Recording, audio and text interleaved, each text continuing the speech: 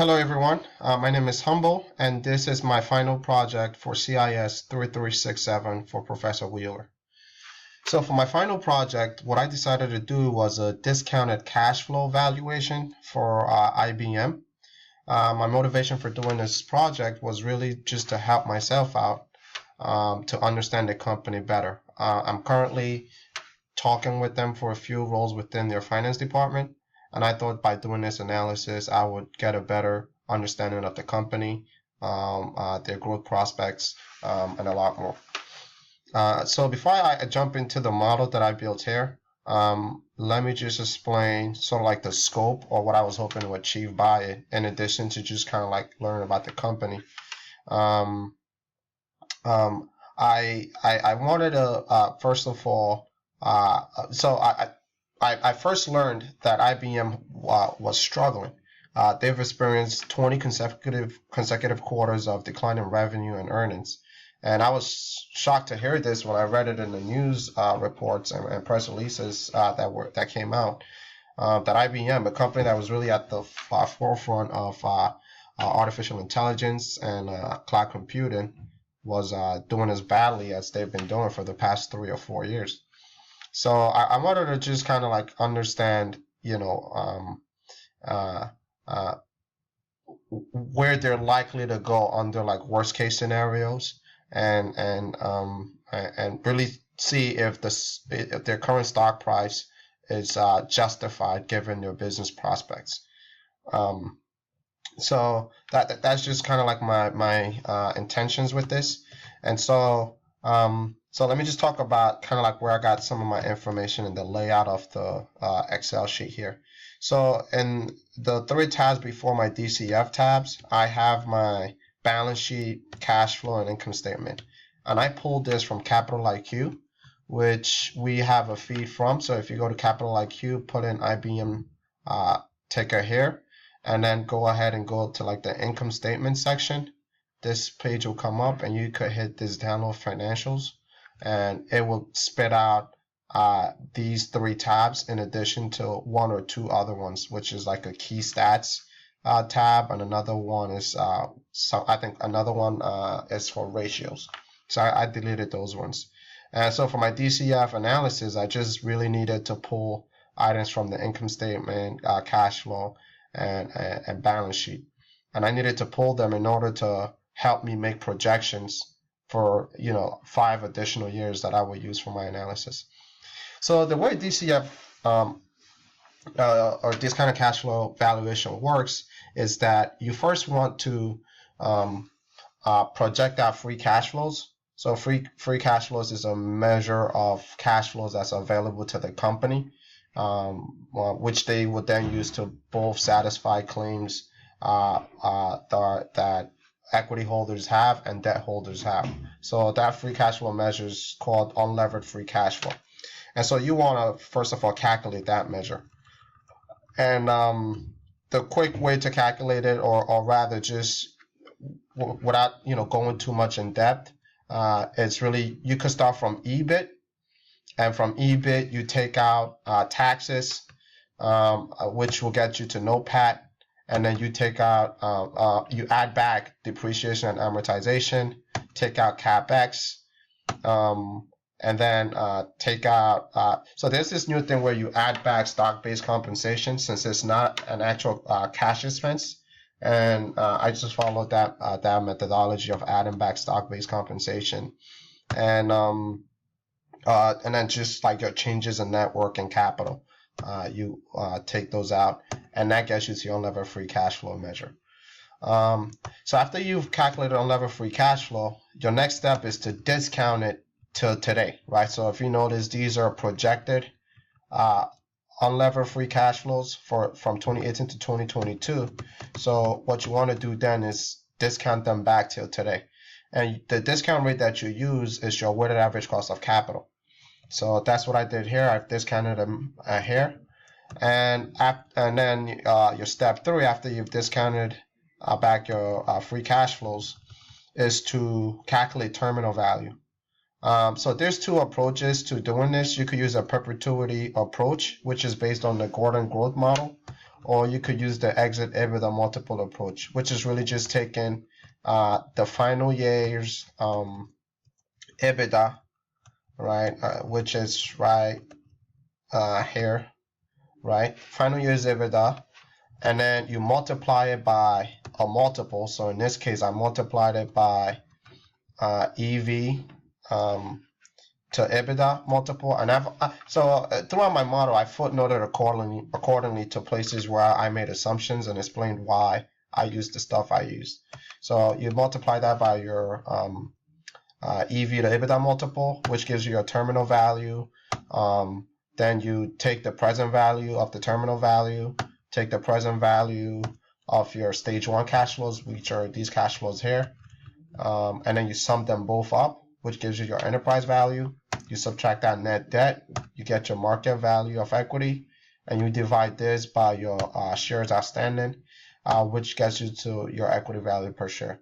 Now, what I used here was the shares outstanding. Normally, what you should use is the fully diluted shares outstanding, which takes into account shares that have been sort of like shares that are exercisable with options in the money, and shares that a lot of people hold or own due to warrants and such things as that. But I just use that shares outstanding, which doesn't change my valuation much. But in full disclosure, to do it more accurately, you should use FSO, or fully diluted shares outstanding. So based on my valuation here, it looks like IBM is trading, or should be worth, or fair value for the stock is 164.58, and when I use the other method, I get 160.13. This both represents a 5 to 7.7% premium to what the stock currently trades at, which is 151.98 as of the time I pulled it, which was 5/19/2017, Friday. So that was the first thing, right? Just to see if IBM is worth what it's trading at. It looks like IBM is slightly worth more than it's trading at, but we need to kind of like check some of that, right? So I made assumptions in order to derive that price that I got, and some of those critical assumptions was my long-term growth rate assumptions, my weighted average cost of capital.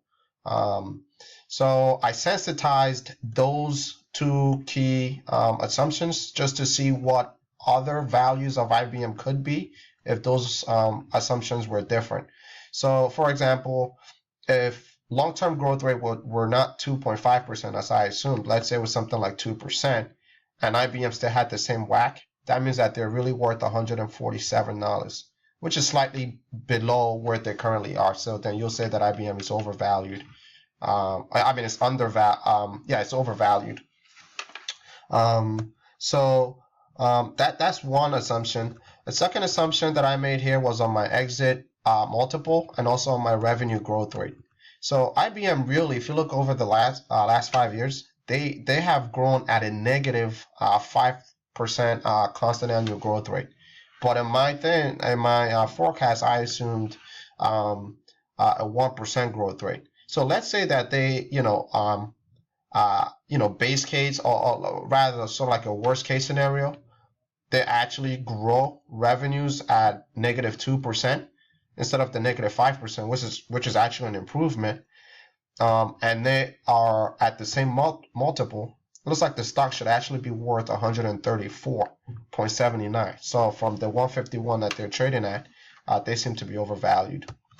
And so you could just look around the whole table and just get a sense of different things that could happen to IBM. Down here, I went ahead and did a football field for this whole range of valuations, just to have a better kind of like visual or graphic, just to see what it looks like. And I benchmarked that against the 52-week high and low, just to get a sense of what fair value should be.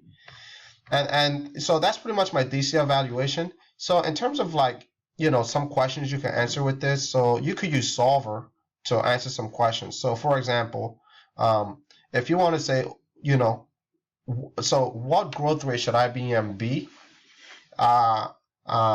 aiming for if it really wants to trade at 151.98. So I could go here, go to what if analysis, do goal seek, right? And so I am going to set my my equity value here to the 151.98, which is where it currently trades, by changing, let's say by changing my revenue growth, right? So my revenue growth is here, right? So I run solver, it found a solution. So if IBM grows at negative 30 basis points, it's actually worth what it's trading at. Currently, like I said, IBM is growing at negative 5%. So this would be a marked improvement. So IBM is overvalued today, given sort of like their revenue growth prospects. So let me go back here, put this at 1. Another question you can answer, let's say you wanted to sensitize something like the long-term growth rate, right? You could also do that as well, right? What if analysis, goal seek. This time let's say change this to 151.98 by changing my long-term growth rate here, and you play around with that, and it looks like at 2.1%, which is a slightly lower thing than I had. They could actually be worth what they're worth. So that's sort of my project here. So you could run a bunch of different things here to answer different questions one might have about IBM. Again, this is not a fully comprehensive model, but it's enough to get a working understanding of the company and try out different things. And so for this, I also built in a macro. I was able to find some codes to help me do this. So this button here allows me to really export this whole analysis into a PDF and email it. So, and I've got the supporting code on this tab here and the documentation for it. So I pretty much explained what each line of the code does here. So if I'm just going to go ahead and hit it, PDF and email, it's going to fire up Outlook and then attach this tab to it. And here it is, and it comes pre-formatted with some messages. So I could go ahead and change the recipient here.